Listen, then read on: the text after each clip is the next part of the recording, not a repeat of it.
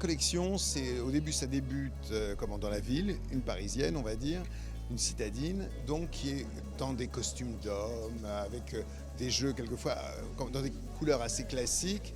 Peu à peu, des touches de couleur arrivent et elle devient de plus en plus colorée, elle devient de plus en plus fluide, après avoir été donc structurée, et elle devient complètement champêtre pour à la fin ne plus avoir de maquillage, les pieds nus et puis du blé dans la bouche.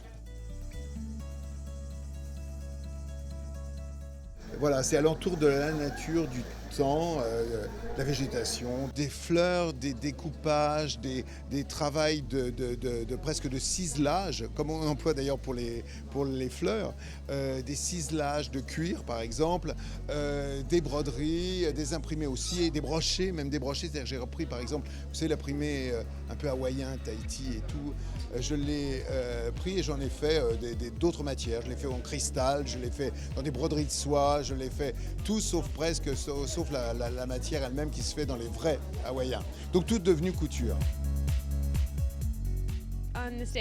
Aujourd'hui, sur le podium avec Jean-Paul, c'est comme toujours un moment très excitant. À chaque fois, il nous donne cette possibilité et cette fois, ce ne sera pas une exception.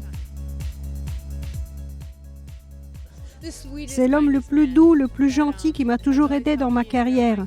Bien sûr, je fais tous ses défilés. Il est comme un grand-oncle mode pour moi. Il a toujours été présent et je suis heureuse d'être là.